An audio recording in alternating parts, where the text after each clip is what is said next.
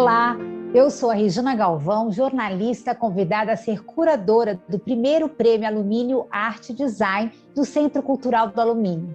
São 4 categorias: design, arquitetura, fotografia e escultura.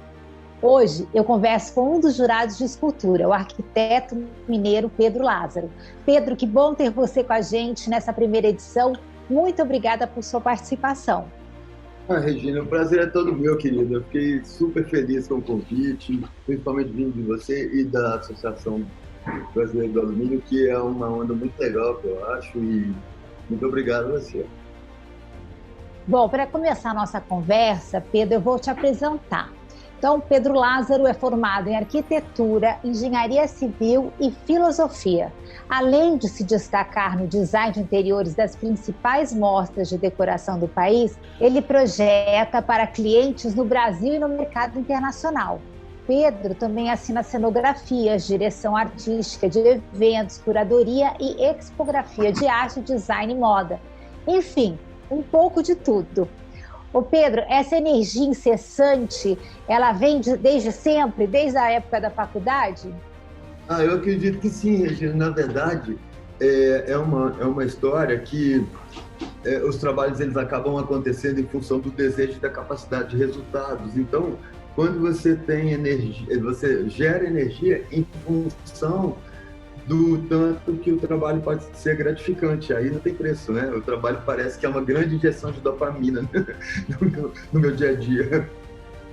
E quando que você decidiu fazer arquitetura e depois você fez engenharia civil e depois filosofia? Como foram acontecendo essas etapas da sua vida? Sim, na verdade, a ideia de fazer arquitetura ela veio de sempre. É uma coisa que eu sempre quis desde criança e tal.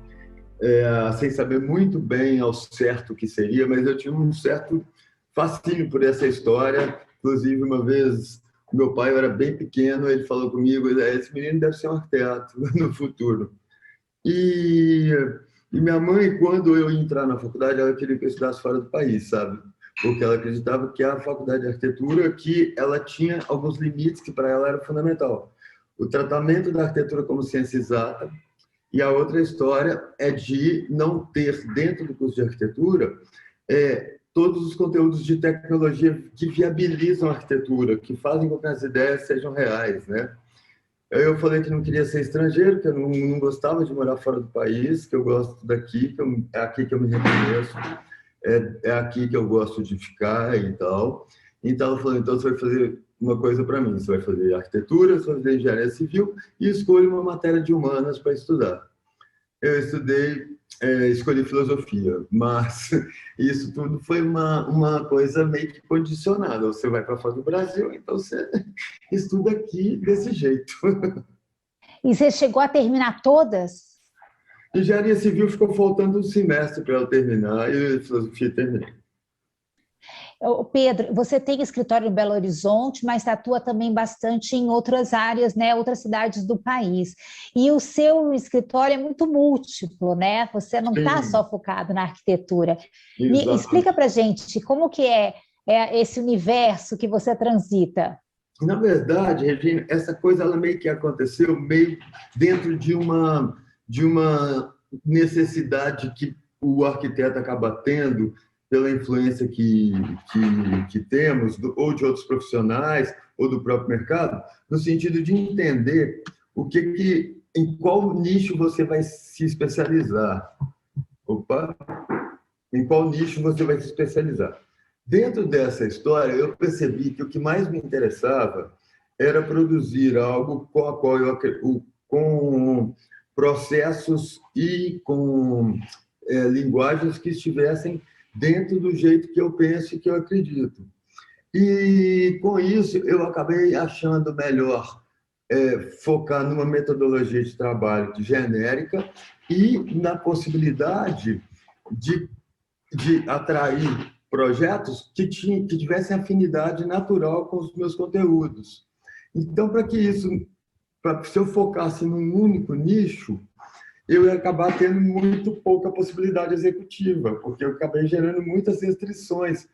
E as coisas foram acontecendo naturalmente. Essa história da cenografia, a história da curadoria, pela própria formação anterior e também pelos meios e contatos que eu acabei tendo. Me convidaram, por exemplo, para fazer uma vitrine de uma loja que virou logo em seguida um cenário para lançar um produto que, na verdade, era celular online, quando o celular só falava e enviava SMS.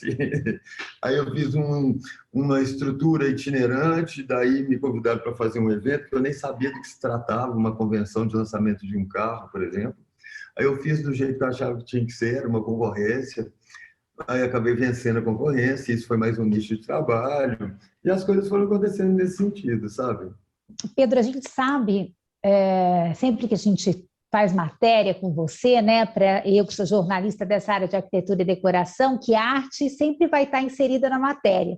Você é um colecionador, apreciador de arte, frequentador de galeria, e não à toa que eu te escolhi para ser jurado aí de escultura.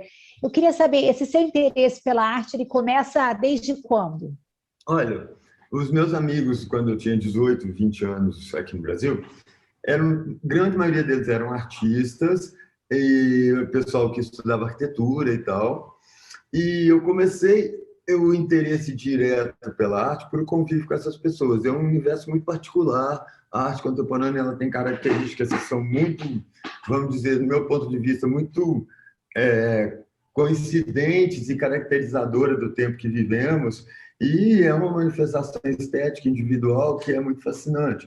Então, o Marco Paulo Rola era um grande amigo meu e ele tinha feito uma série de desenhos e que antes de mandar para a galeria ele estava perguntando se alguns amigos queriam. E aí eu fiquei encantado com um trabalho e acabei comprando. Parece que quando você compra um trabalho, você acaba sendo picado pelo assunto e você vai começando a interagir e entender todos os processos artísticos de cada momento. E acabou que eu virei uma pessoa que coleciona sem o objetivo de colecionar, comprando coisas que eu gostava e que me interessavam e que me emocionavam, com as quais eu queria conviver.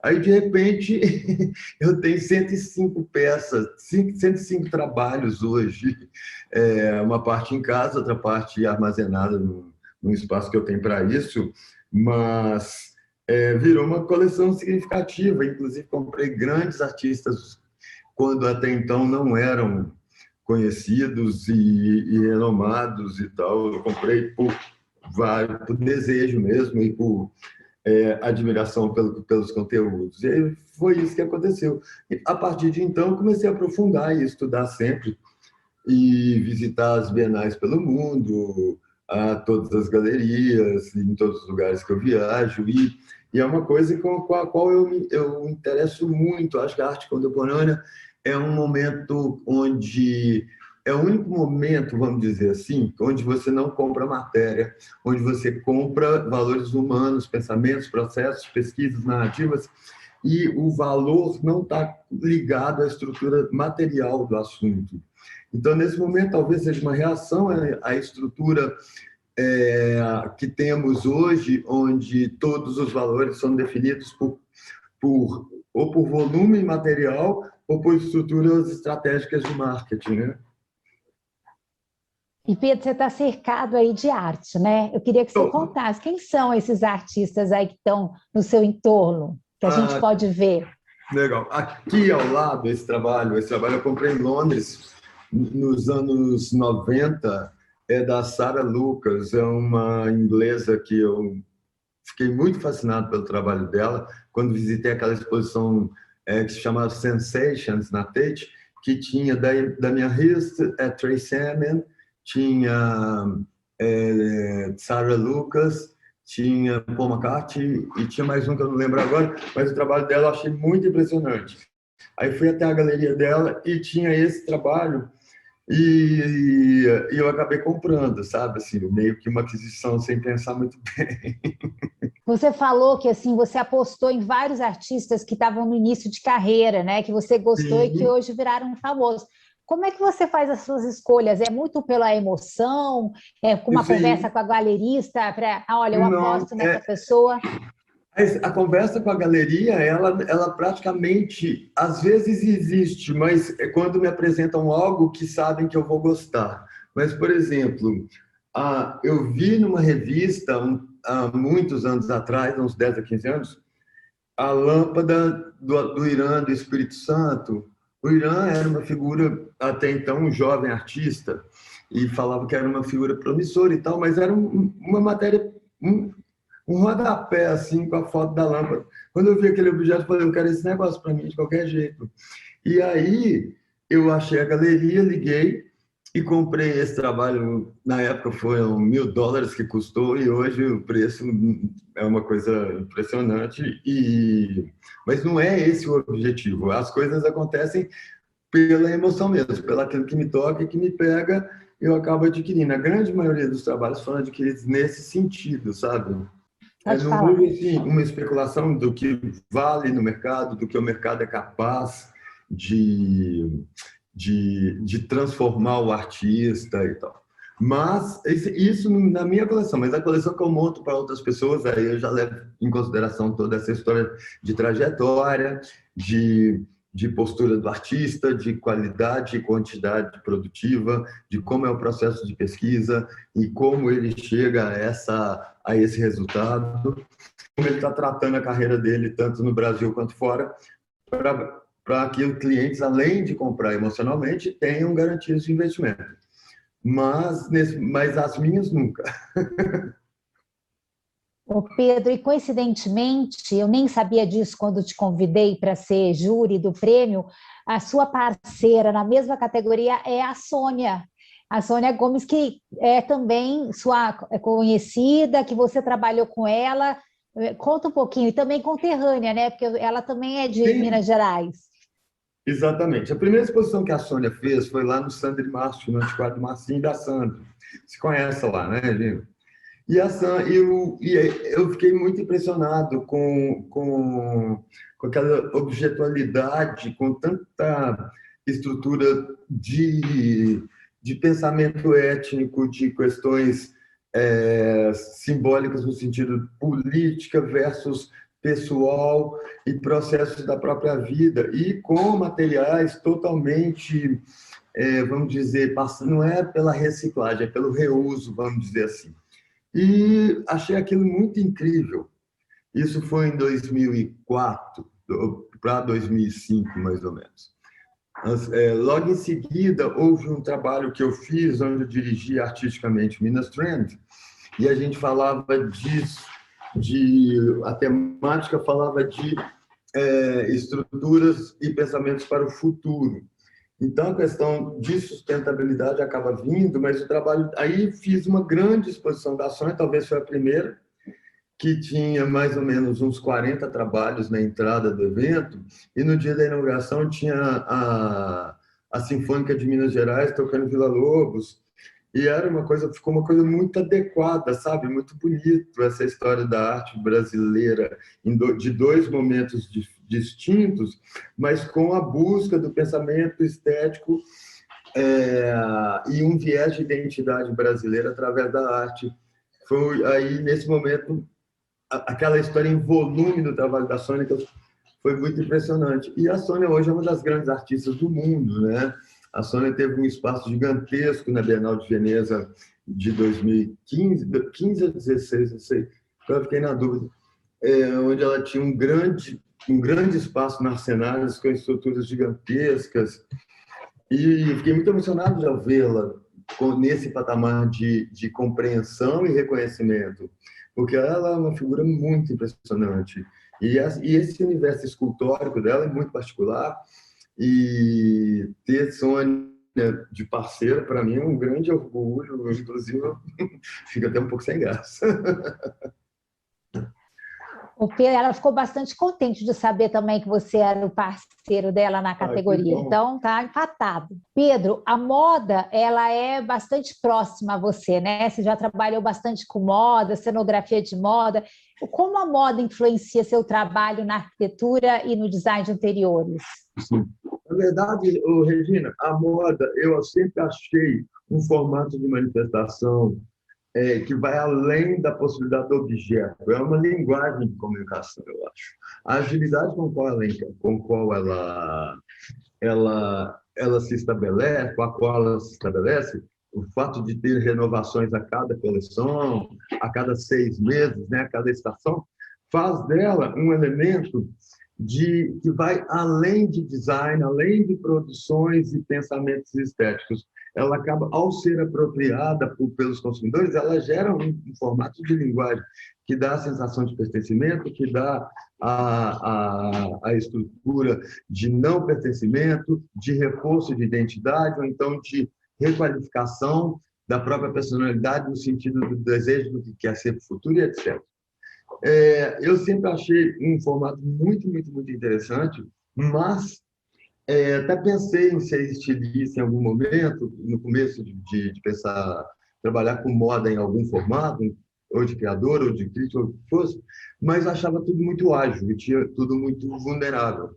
Mas, em compensação, entendimento da moda traz para a arquitetura questões não só das possibilidades, de como o efêmero atua na sociedade e como aquilo que é pensado no sentido da efemeridade pode não ser mais tratado como tal. Nesse momento, a gente tem também que os espaços que a gente cria para a moda, eles são espaços que têm que ter uma coerência verbal e visual, vamos dizer assim, e plástica, que seja capaz de agregar valor para esse assunto.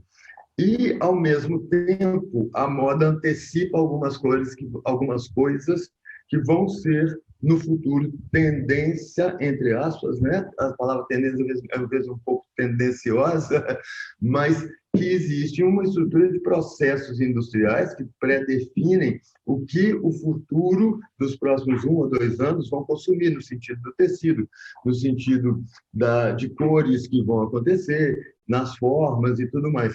E isso acaba chegando na arquitetura um pouco depois, mas já estabelece o que o futuro, o que vamos ter disponível no mercado para utilização no design de interiores. Então, ela acaba sendo uma grande performance de formação.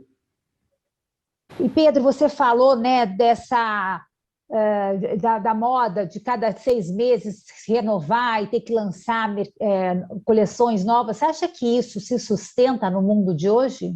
Não, acredito que não. Eu acho que os lançamentos eles podem continuar a existir, mas eu acredito que hoje a coerência ela está em produtos de alta qualidade, de pensamento estético mais aprimorado e menos rápido, de forma que você não precisa se estabelecer dentro de uma abordagem que vai durar pouco tempo para estar conectado, para estar se expressando de forma adequada, segundo a moda. Porque o próprio planeta não resiste mais a essa história de consumo exacerbado e de desprezo de produtos que até então ainda tem qualidade, ainda tem possibilidade, só porque não está mais dentro do que foi construído como moda. Esse é um fenômeno que começou nos anos 80 de uma forma muito radical, né? Que eu acredito que vem diminuindo a cada tempo, pelo menos com as pessoas que estão pensando moda agora. Inclusive, aqui atrás tem um trabalho, que está uma tarja preta ali, que é um sinalizador de LED, que aí embaixo está escrito lançamento, e em cima está escrito lançamento, e embaixo está escrito liquidação. Ele é Daniel Escobar, que é um artista que eu adoro, inclusive. Eu tenho alguns trabalhos dele, e nesse momento ele faz um questionamento: por que algo é tão caro, vale tanto perante o mercado no dia que se lança? Passa-se alguns meses, ele vale metade ou menos, e passa-se mais 2 ou 3 meses, ele não vale mais nada. Ele vira objeto para ser reciclado. E esse questionamento, vindo da arte, ele já é um questionamento vindo da moda, né? Existem vários programas que estão sendo feitos, tanto na geração de dejetos, de processos de tinturaria, além de colocar cada vez mais qualidade em produto e não se organizar em sistemas fast fashion. E o design tem muito também dessa preocupação, né? Cada vez mais. A gente está falando aí de um prêmio do alumínio, que é um dos materiais que mais recicla no Brasil, né? E acho que é uma questão que a gente tem que levar também quando se pensa nos projetos de arquitetura e design de interiores, não? Sim, demais. Assim, já fui premiado algumas vezes em sustentabilidade, Regina, não simplesmente pela utilização do elemento reciclado em si, apesar de sempre utilizar e dar maior valor para a estrutura do reuso. Eu acredito que o reuso, principalmente dos metais, eles acabam sendo objetos materiais sem fim. O alumínio, o aço, os dois têm esse caráter de sempre estar se transformando e se reutilizando, mas com um pensamento anterior, que é o do planejamento, sabe? Da organização do projeto como ideia e como entendimento disso, como aquela história que vai gerar menos dejeto, que vai ter menos impacto ambiental na escolha de materiais e produtos de empresas que têm estruturas de certificação adequada e ter uma obra mais ágil possível, sem erros, onde demolições e reconstruções são impactos ambientais instantaneamente. E fazendo projetos também de iluminação que tenham eficiência e tenham custo não, que tenham baixo consumo e possibilidades de luz natural cada vez mais, e uma série de outras questões. Mas essa história do alumínio é muito séria, que é um trabalho que vai além do reuso, que vai também pelas questões do social, a reciclagem de matéria vindo do alumínio, hoje é uma profissão de uma série de pessoas e de entidades, né? É muito interessante e muito legal isso. Sim, é uma cadeia aí, né, que se estabelece, bastante importante. Agora, Pedro, você comentou de premiação, né, de você ter participado de prêmios.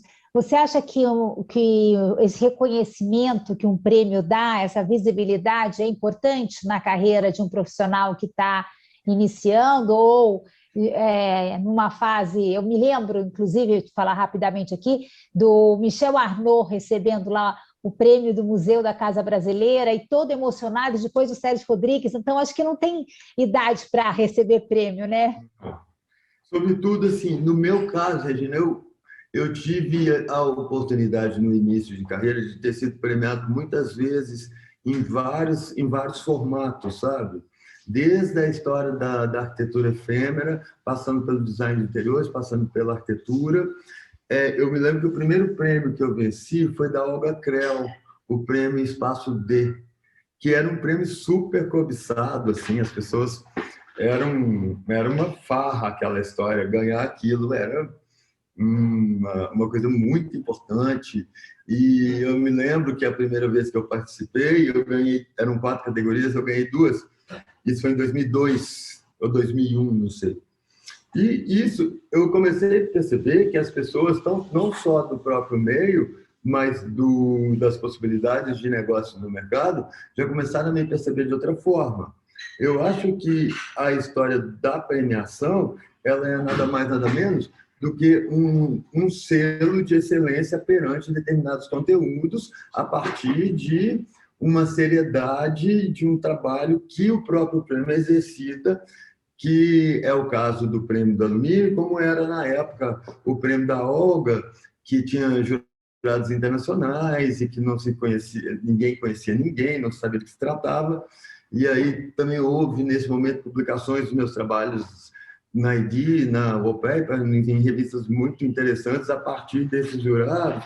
E com isso, e aí outros prêmios vieram, tanto no Brasil quanto fora, e eu percebo que a cada um deles, isso reforça o caráter do escritório, a inovação, a autenticidade e a possibilidade de produzir algo que seja relevante perante o nosso momento.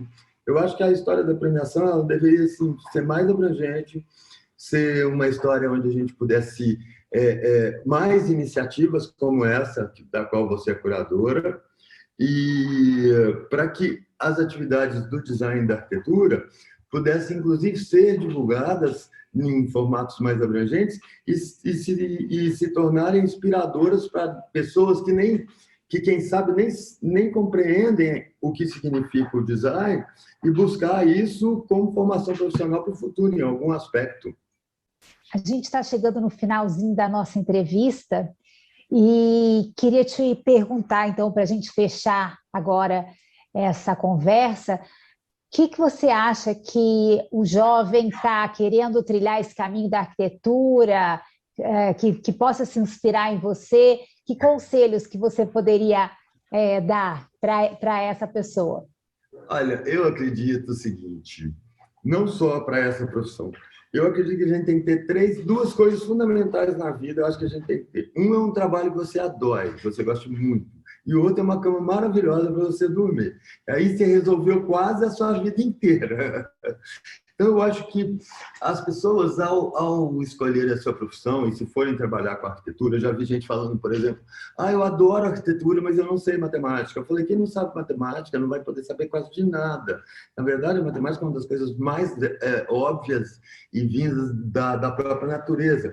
Então, essa restrição por isso ou por aquilo, a gente se desenvolve, a gente se organiza em função do desejo real e da necessidade que isso vai te trazer. Então, pesquisar sobre o trabalho e entender se é isso mesmo que você vai fazer e buscar algo com o qual você vai ser eternamente apaixonado, algo que vai te emocionar no seu dia a dia. A cada vez que você vê um lindo projeto, você vai ficar super feliz, independente de quem seja. No dia que você tiver a oportunidade de convívio com pessoas que você admira muito, você vai se emocionar, você vai se emocionar com o problema radical que você obteve no projeto e logo em seguida você transpôs e gerou uma solução interessante. Então, eu acho que a grande questão é o processo de você conhecer você mesmo e entender do que se trata o seu desejo. E eu acho que para a arquitetura e para o design, eu acho que isso é fundamental, porque, querendo ou não, é uma profissão que demanda de muita dedicação, é muito trabalho. Essa história, ele é genial, mentira, não é. Ele trabalha enlouquecidamente até chegar no resultado. Não existe insights e nem brainstorms na arquitetura e no design, é trabalho contínuo. E eu acho que esse é o conselho, na verdade. Obrigada, Pedro, pela entrevista. A gente está agora curioso para receber esses novos projetos, essas esculturas que chegarão. E eu quero, então, me despedir de você com um grande abraço, embora a gente tenha que estar tão distante, né? Agora ainda mais, mas o nosso afeto aí para você e agradecimento por estar com a gente. Regina, eu agradeço profundamente, fiquei super lisonjeado com o seu convite.